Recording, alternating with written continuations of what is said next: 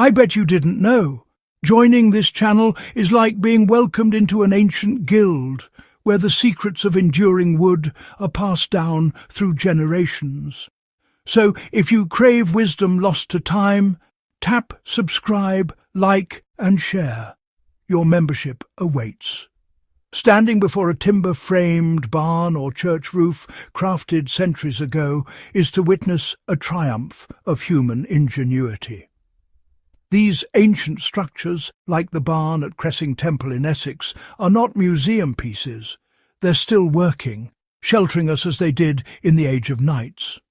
Why have these wooden giants outlasted so many modern buildings?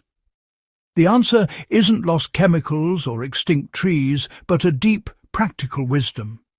Medieval builders, lacking modern chemistry, relied on generations of observation and a profound respect for nature. They understood that water alone wasn't the enemy. Decay came from the life water sustained. Their methods, from tree selection to maintenance, were a masterclass in working with nature to create timber that could endure for centuries. The legacy of these buildings is no accident. It's the result of deliberate, thoughtful steps that fortified wood against time. To understand why medieval wood lasts, we must first understand why wood fails. Water alone doesn't cause rot.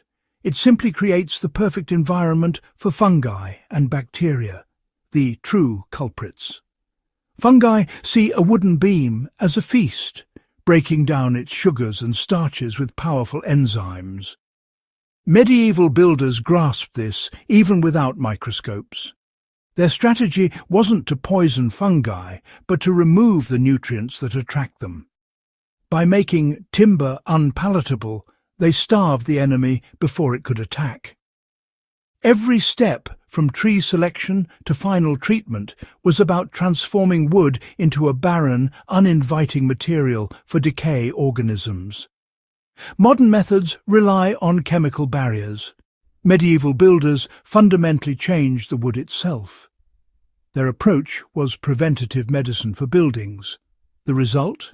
Timber that could resist rot for centuries.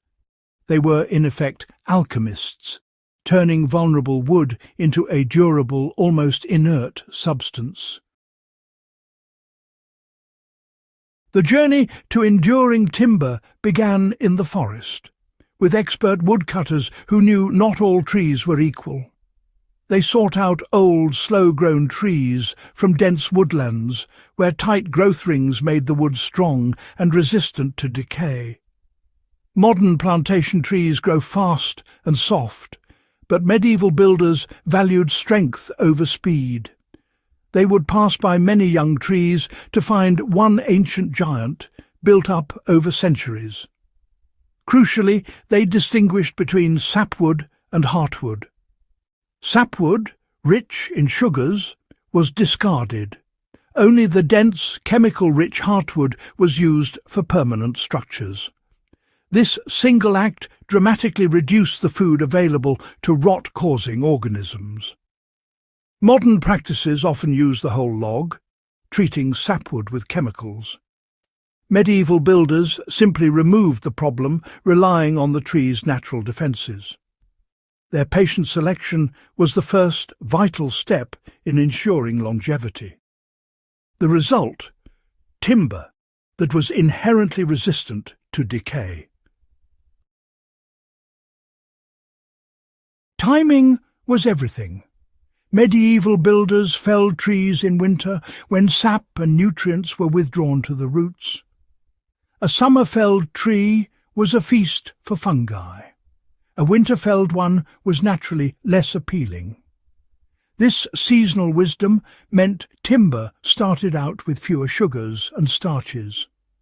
Felling in winter also made transport easier and safer.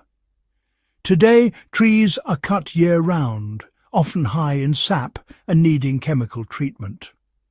Medieval builders let nature do the first round of preservation. It was a simple, effective way to start curing timber before it ever reached the building site.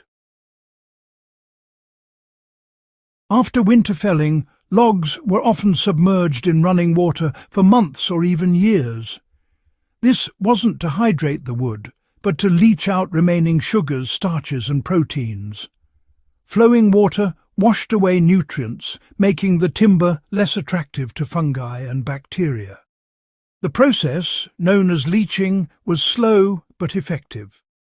Salt water, as in Venice, added extra protection. Stagnant water was avoided. Only moving water cleansed the wood. Modern industry skips this, sealing in nutrients and relying on chemicals. Medieval builders invested time to create inherently durable timber. The cleansing bath was a crucial purification ritual for the wood. After soaking, the timber was air-dried, never rushed. Today's kilns dry wood quickly but create internal stresses and cracks, making it vulnerable to rot. Medieval builders stacked timbers in open sheds, separated by stickers for airflow, and left them for years. A 10-inch beam might season for a decade before use. This slow drying minimized cracks and allowed the wood to stabilize naturally. The result was timber that resisted warping, twisting and shrinking. Builders weren't just drying wood, they were letting it settle into its final permanent form. This patience was an investment in the future. Modern kiln-dried wood is often brittle and compromised. The slow, natural seasoning of the past created relaxed, stable and strong timber. It was a testament to thinking in generations, not quarters. Some things they knew are worth the wait. Even after all this, medieval artisans had more tricks, like charring timber surfaces. Charring created a carbon layer, resistant to decay and insects, especially for wood in contact with the ground. This ancient practice hardened the wood and made it less appealing to fungi. Smoke was another tool. Timbers stored above hearths absorb preservative compounds from the air. These chemicals, like creosote, made wood hostile to decay. The dark beams in old cathedrals are often the result of centuries of smoke, not just age.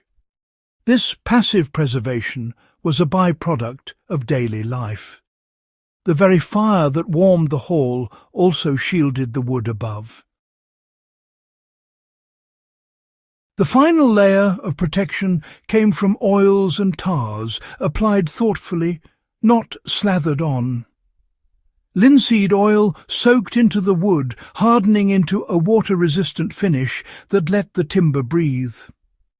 Pine tar, often mixed with oil, was used for the harshest conditions, giving wood a dark, durable coating.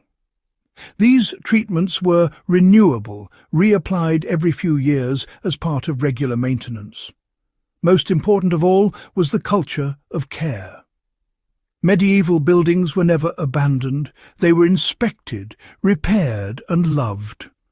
A leaking tile or a patch of rot was fixed immediately.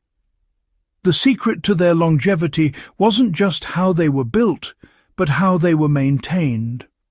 These structures have lasted 1,000 years because they were built well and cared for even better. Their endurance is a testament to both craftsmanship and stewardship.